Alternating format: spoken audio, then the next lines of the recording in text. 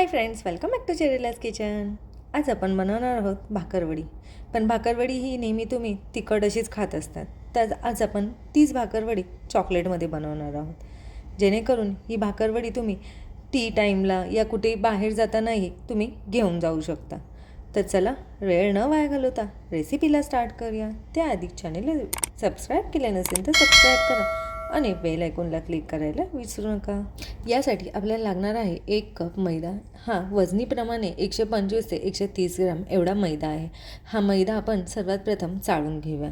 मैदा चाळून झाला आहे. आता यामध्ये थोडंसं जागा करून आपण ॲड करणार आहोत 40 ग्राम एवढे घी. पाव कप एवढं मी घी घेतलं आहे, म्हणजेच तुपाचा वापर केला आहे. आता यामध्ये ॲड करूया चवीनुसार मीठ आणि 2 चमचे पिठी साखर. जर तुम्ही खूप गोड खात असाल तर थोडं पिठी साखरेचे प्रमाण वाढवले तरी चालेल. आता हे सर्व आपण मिक्स करून घेऊया. इकडे आपले मिश्रण मिक्स झाले आहे. आता यामध्येच ॲड करणार आहोत अर्धा कप एवढे पाणी, म्हणजेच वजनीप्रमाणे 90 ग्राम एवढे पाणी आहे. हे सर्व आपण एकदम हलक्या हाताने एकजीव करून घेऊया. इकडे माझे पीठ मळून झाले आहे. आता यामध्येच ॲड करणार आहोत 1 चमचा एवढी पिठी साखर. यासाठी आपल्याला पिठाचे 2 भाग करून घ्यायचे आहे.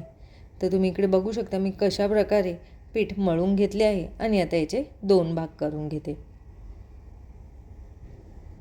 तर एक भाग आपण असाच ठेवणार आहोत आणि दुसऱ्या भागामध्ये 1 चमचा एवढी कोको पावडर ॲड करणार आहोत. कोको पावडर ॲड करून हे पीठ पूर्ण व्यवस्थित मिक्स करून घ्यायचे आहे. जर खूपच घट्ट असल्यास तर तुम्ही इकडे थोडासा 1 चमचा पाण्याचा वापर करू शकता. पण मी इकडे डायरेक्टलीच पीठ मळून घेतले आहे. दोन्ही पीठ मळून झाले आहे. आता आपण याला लाटून घेऊया.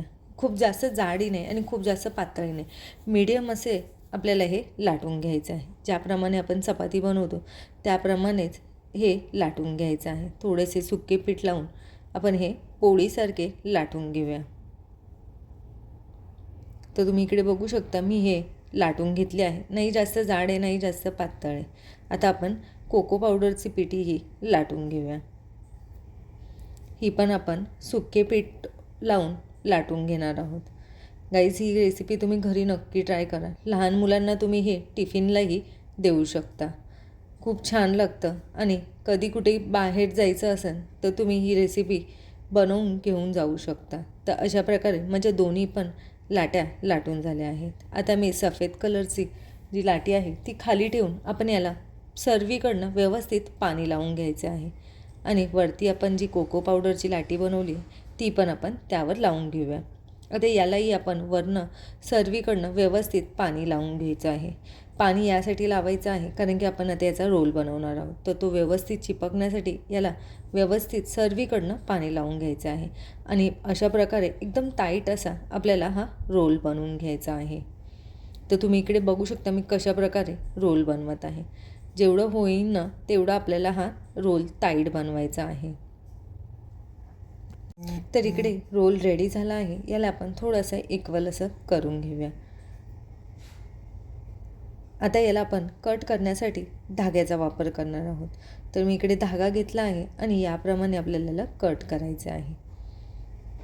तर दोन्ही हाताने आपण याप्रमाणे कट करून याला थोडेसे प्रेस करायचे आहे. तर इकडे आपली भाकरवडी रेडी झाली आहे. किती छान दिसतं आहे. यासाठी हा रोल आपल्याला एकदम टाईट असा पॅक करायचा आहे. तर याप्रमाणे म्हणजे इकडे सर्व बनवून भाकरवडी पूर्ण बनवून झाली आहे. आता आपण याला फ्राय करूया. फ्राय करण्यासाठी मी इकडे तेल तापतच ठेवले होते. खूप जास्त आपल्याला तेल तापून नाही द्यायचे आहे.